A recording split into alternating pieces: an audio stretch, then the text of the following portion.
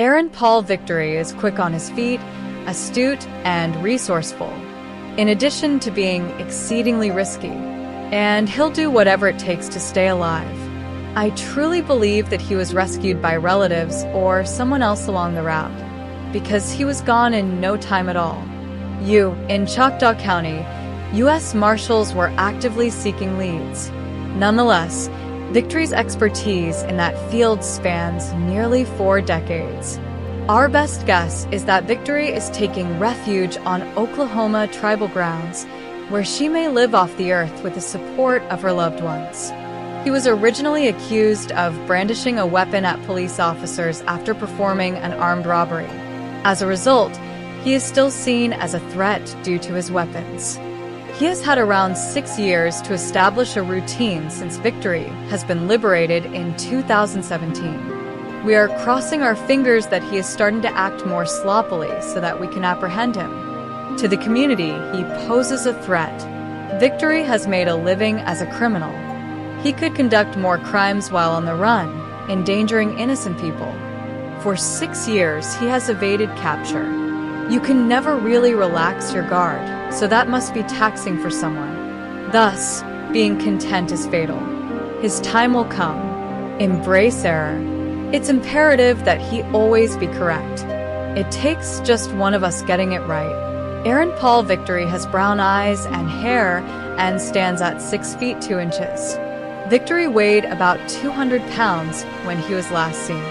At 45 years old, Victory has a full body of tattoos. The artist has left his mark on his left shoulder, back, and arms. Notice how unique the ones are on his right leg and arm.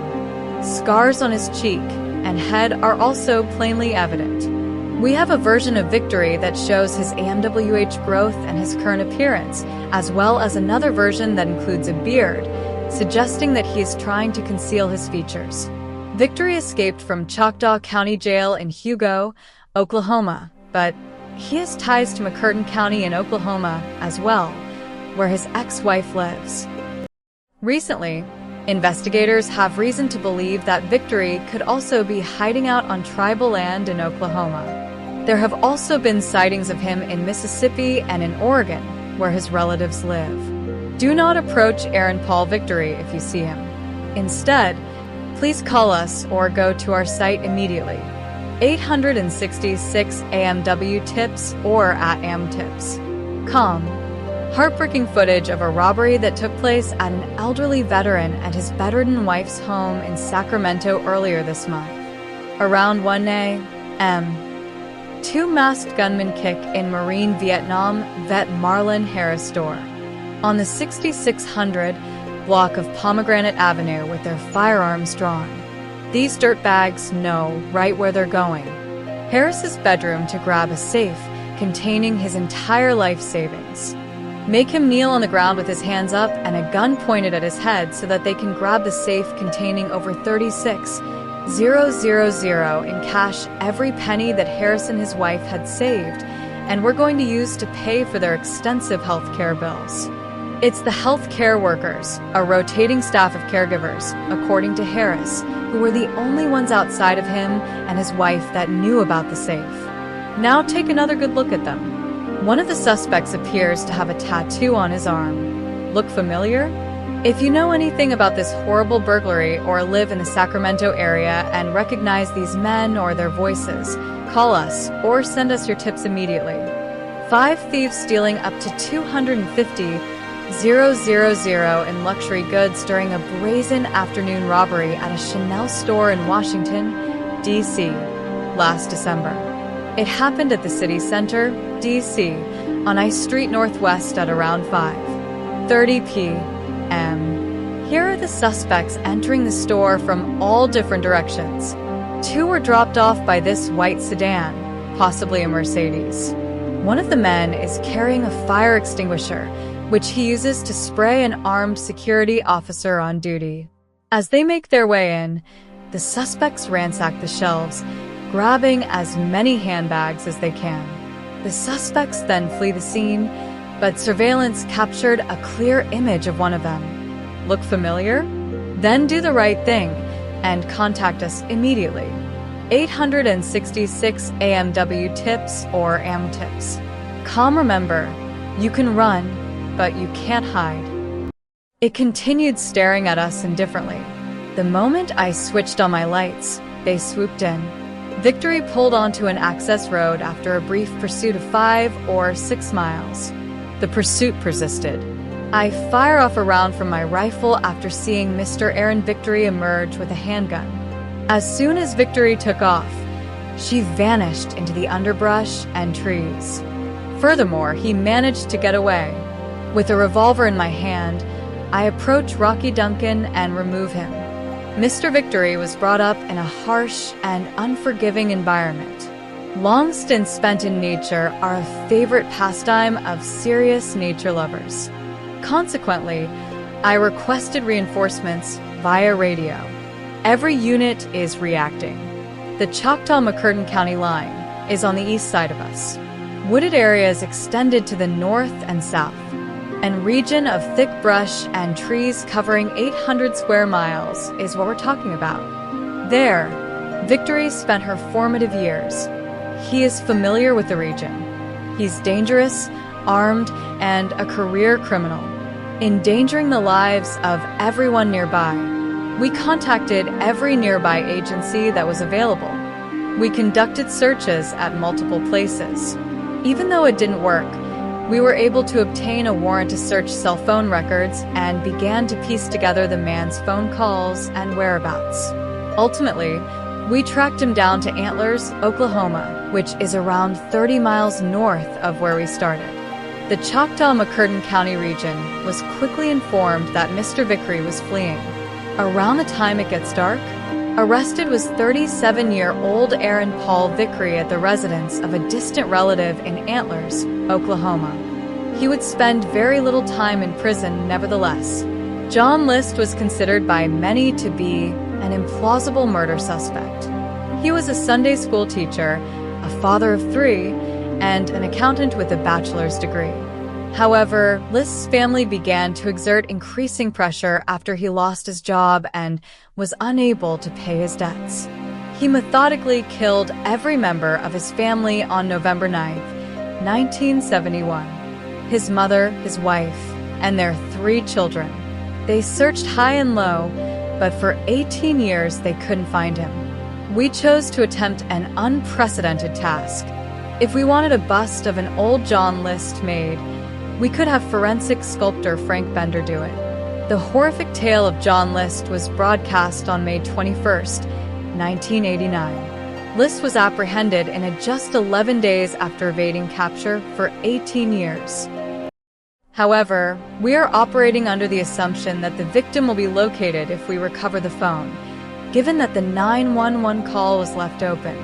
The dispatcher used her imagination to come up with a plan to guide the officers based on the sounds emanating from the open 911 line. A few of our policemen would occasionally sound their horns. So they might use the dispatcher as a gauge to see if the noises were growing louder. It was like playing Marco Polo. I remember asking if she could hear dog barking and tried to draw comparisons between what we could hear.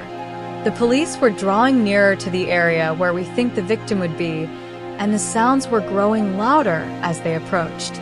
The phone is in that very spot. The phone is over there. Behold, a blade. Very beautiful. The officers now possess the bloodstained phone and knife. At the moment, the main concerns for the authorities are the whereabouts of the victim and the assailant. Dispatch looks into what is known as a premise history whenever they get a report about domestic violence. Since the phone was pinging, the dispatcher began to investigate the area. This place had 2 past domestics, and that is how we ended up here.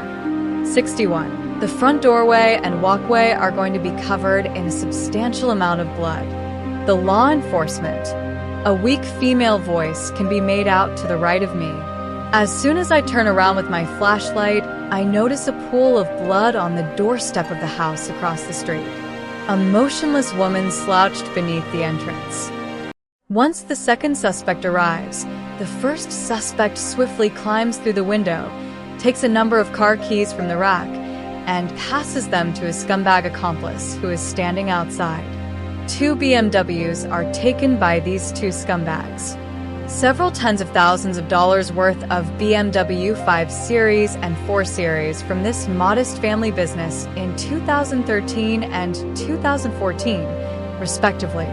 Please contact us immediately at 866 AMW Tips or AM Tips if you have any information on this event or if you identify these suspects. Southeastern Oklahoma is home to dangerous and armed career criminal Aaron Paul Victory. Victory is presently on the run.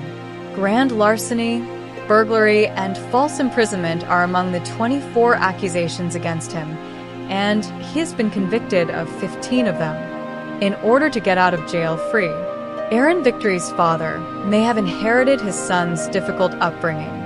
No one dared to cross Johnny Victory. Aaron Victory, a little boy at the time, hid under a couch in 1987 when his Uncle Johnny was killed. Surely it had an impact on his mental health all his life. Soon enough, Victory would embark on a life of crime. Aaron Paul Victory escaped from prison in 2006 while serving a term for grand larceny while picking up trash. Defying the law was something Victory would do again and again. In the years that followed, he was involved in even more criminal activity, including charges involving firearms, evading police, and a 2012 prison break. Hey, 911, what's the matter? It's the morning of December 27th, 2016. A home invasion was carried out by Aaron Paul Victory. Sheriff Fark and Inspector Epley, who are responding officers, get lucky when they notice two guys behaving suspiciously near the crime scene. This pickup truck drives away on the way to that place. The two male subjects are included in it. Once Caesar Colleen's girlfriend chose to leave their relationship, he viciously stabbed her. Witness the heroic and resourceful efforts of the police as they pieced together this crime. The next thing you know, Aaron Paul Victory has a long criminal record, according to the police. After being imprisoned on gun charges, his most recent offense was evading capture and escape from jail. Last but not least, 2 Florida sisters went viral with a social media search for their father, who they suspected of abusing his position as a youngster. I've been a police officer for quite some time. A home dispute during nearly 30 years of service as a police officer. Those are also called instances of familial violence. In my opinion, those are among the most perilous scenarios to which an officer can be called. On that fateful night, many police officers around the nation gave their lives while responding to calls like these. Gloria was in a relationship with our suspect, Colleen. They had broken up, and she had decided she didn't want to be in the relationship anymore. On the morning of November 20th, 2016, Colleen and Gloria returned home. Colleen grew agitated because Gloria was sick, because she flat out refused to engage in sexual relations with him. To remove Gloria's garments, Colleen started. He was told no multiple times by her. He threatened to murder her if she dialed 911, according to Colleen. However, by that time, she had already dialed 911. Need to call 911? What's the matter? Then he picks up the phone and hears the dispatcher's voice. It seems he starts attacking her at that moment, stabbing her several times. Although the 911 operator could not make out the details, she could hear a woman yelling for assistance. White Salmon, dial 911. While under Colleen's knife, Gloria managed to free herself and find refuge in the neighbor's house. We suspect that Colleen departed the location after stealing Gloria's phone and bringing it, along with the blood-stained knife, out the back door. On the way to the adjoining street, he dropped the phone and the weapon. It was a blessing that the phone maintained its connection. Everything was picked up by the 911 dispatcher. 45 minutes before 6 in the morning, I responded to an open 911 call throughout my 12 years of law enforcement. As horrific as this scenario is, I have never seen anything like it. No more than 16 meters from Whitney Drive. I didn't hear a thing, I'm sorry. Since we did not have an address, it was extremely difficult for the authorities to enter the area. The bust was an ideal compliment. I have faith that we can catch even more of these scumbags with your assistance this evening. Rest assured, we will return immediately.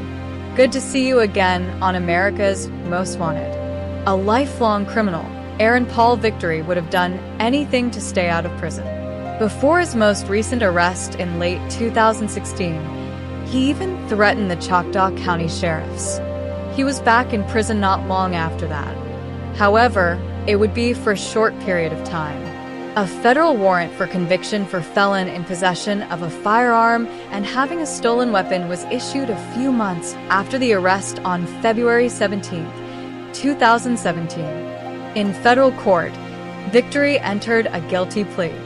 Following his extradition to Choctaw County on May 10, 2017, Victory faced initial state charges of grand larceny and second-degree burglary in Choctaw County District Court.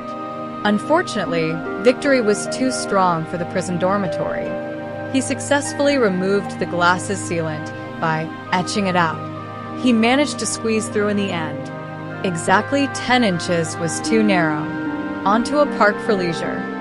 Sheets that he tore up were knotted and utilized as a substitute for rope. An authentic school lunchroom table was present. Mr. Victory turned it on its side and climbed up using the seats. Using the Christmas lights that were in a package, Mr. Victory threw them up and managed to get them wrapped around one of the bars. He managed to crawl up it and squeeze himself through a skylight that was 30 feet high since it was strong enough. There were 2 robberies almost 5 months apart, happening in the same Spanish Fort supermarket. And authorities have reason to believe they're connected. The incidents took place at the Publix Eastern Shore Drive. Here's a shot of the 2 female suspects, who police believe were involved. Watch closely as the one impeached follows an elderly victim boldly snatching her wallet out of her purse just inches from the victim's face over 5,000 worth of prepaid gift cards were purchased at a nearby Sam's Club, and the shady suspects are at it again just weeks ago on January 20th around 10:40 a.m. This time, it's 2 females and 1 male suspect. They walk close to the victim, and while the male suspect distracts her, the other goes for her wallet.